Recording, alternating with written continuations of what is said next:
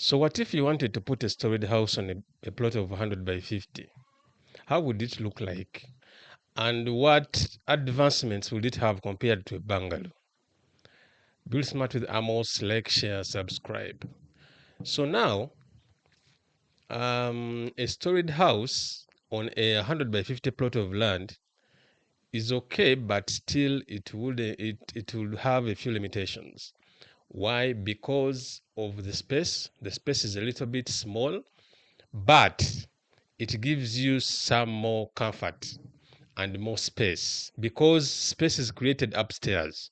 So you are going to have more luxury in terms of room sizes, in terms of extra rooms, things of that nature. So let us see what would be a basic requirement for a storied house on a plot of 100 by 50. Now, on ground floor, you definitely have the basics. You have the lounge, you have the dining, you have the kitchen, you have this store, that is the kitchen store. Then you have probably 2 bedrooms, general washroom. I don't think you would exceed that because when you put so many, as I told you, we have very limited space. When you put so many things, you are going to start squeezing the spaces, which is actually not good. So when you go upstairs to the first floor, you will have a family room. We shall talk later about the importance of a family room. Then we shall have another bedroom. Then we shall have a master bedroom with all the stuff that goes along with it, walk-in closet, spacious bathroom, then balcony. Okay. Then we shall also have a study. So when you look at this list actually differs a little bit from the bungalow we saw before in the previous videos. If you haven't watched those videos, you can go and look for them. They are still there such that you can get a clear understanding of where we have come from. Now, you can see that now we have introduced a study, then we have introduced another bedroom. Then the spaces are going to be a little bit more spacious.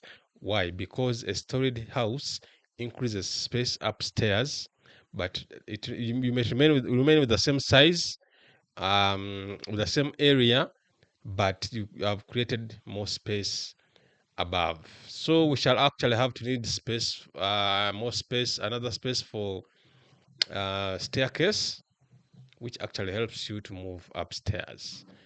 Now, let us get in detail with our layout. Now, I have a basic layout here of a storied house.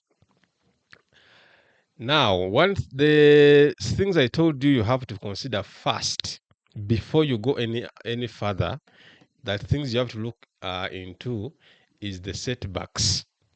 Okay, if this is our boundary line on the side, and this one is the boundary line on the rear, you need space. You need to leave space behind. You need to leave space on the right hand side. You need to leave space on the left hand side. Now, between right and left, at least 1.5 meters from the boundary. That is the minimum. Yeah. If you can make it more, good enough. If you want to make it less, that is not allowed. It's not acceptable. The reasons I've talked about them in the previous videos. You can look up my videos and build smart with Amos, then you'll get the reasons why you need these offsets. Then you need space behind. Now, this space behind the house, it's going to save you a lot of things because, first of all, you might need in the nearby future, you might need to add a few small temporary structures for purposes of the way you live in a home. For example, you might need a dog kennel. Okay, you might need a small kitchen garden. Okay, for us here in Uganda, we even have an exterior traditional kitchen that you can construct all these things in this space. Don't forget the water tank stand. That is in case you don't want to put it on top of the house. Yeah. Now, when putting that aside, let's get into the details of this layout. It's just a simple basic layout. I told you I will start with the basics, then we shall go advancing slowly by slowly. So you have the lounge. Most people come in through the lounge, which is okay. Some because in most cases visitors come in direct, so you can actually put them in the lounge and they relax from there. We shall look at another concept whereby you have a separate door for entering the house, separate from the one going to the veranda of the lounge. That one we shall see later. So on ground floor, you have the lounge, dining, and kitchen open setup, as we said before. Then it's from this lobby of the lounge that you have to go out through the house to the exterior. Then you have a veranda on the exterior. Reasons are the fact that this house doesn't have a special room for the laundry, and in most cases laundry spaces are actually you might do away with doing the room if you don't have the space available, but you can create space where you can place your washing machines and dryers, and then maybe you can work from the rear, from this from this veranda behind. Or another reason why you need this veranda behind here is we in Africa, we have our tradition. We like to cook from charcoal stoves, and so we have so many activities that actually cannot happen in the kitchen. Yes. So such activities can happen on the veranda, kitchen veranda behind there, like scrubbing utensils, saucepans, like peeling matoke, preparing food in bulk. It might not actually happen from the kitchen itself, and it happens from the veranda behind. So that's why you need this door that accesses the behind part of the house. It might actually also work as an emergency exit. So a store is self-explanatory. Then you have another bedroom which is en suite, and then you have this bedroom which is supposed to be en suite, but this bedroom can actually use the general washroom because you don't have you might not need to put another space for en suite, then another space for a clock, because you have limited space. I told you we don't want to over squeeze these things. Yes. So that is it with the ground floor. Don't forget the setbacks from the boundary line. So when you go to the first floor, through the staircase is actually in this position. These days we have aesthetic staircases, whereby when you are moving through, going upstairs, you actually have an open staircase that is well designed with some modern features, whereby people can actually appreciate the design of the staircase. Yeah.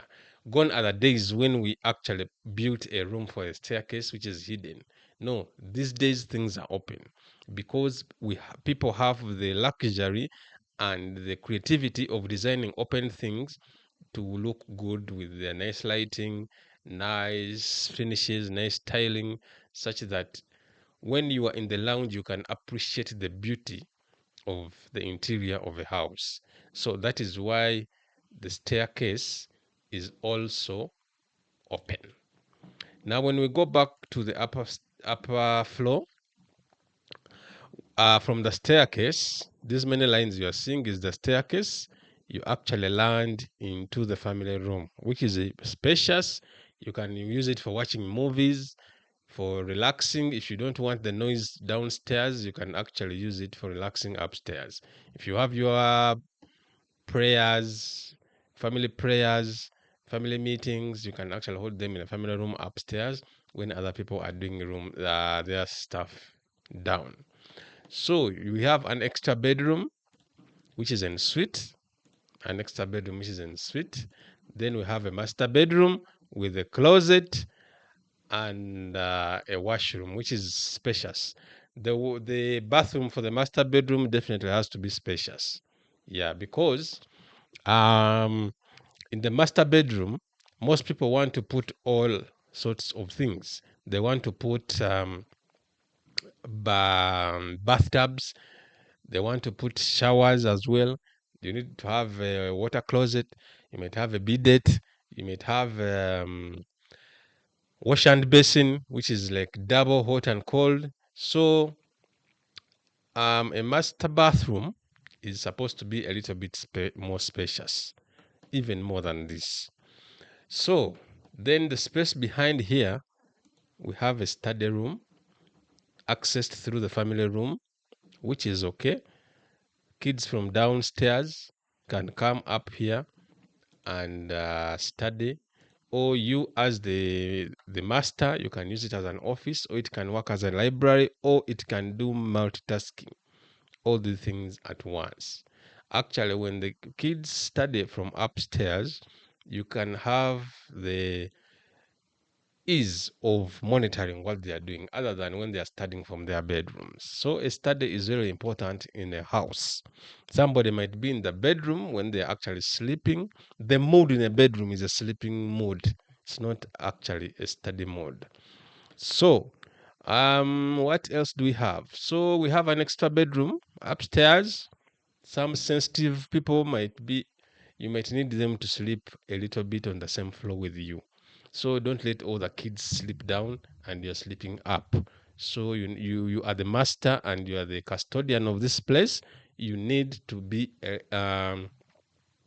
close to people and know what they are doing. All the sensitive ones can stay near you, like the young ones can stay upstairs, and the mature ones can stay downstairs. So when we we go back downstairs, we see that these two bedrooms, you can decide which one to become a guest room, which one to become for the boys, which one is the one can be for the maid, one can be for the boys, then the one upstairs can be for the girls.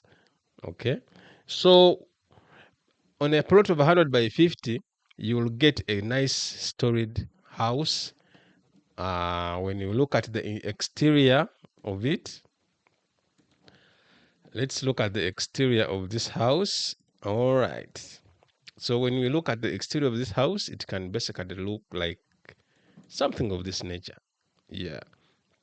That is in case you are doing a traditional style. You can of a hipped roof, and there's normal balconies and designs. So when you study it, is the lounge down, is the lounge there, and then the master bedroom on top of the lounge. Yes. So on this left, we have on the left hand side, we have one bedroom. Then here is the staircase. If you can follow what we have gone through, that is the staircase. So here is the bedroom and its corner window.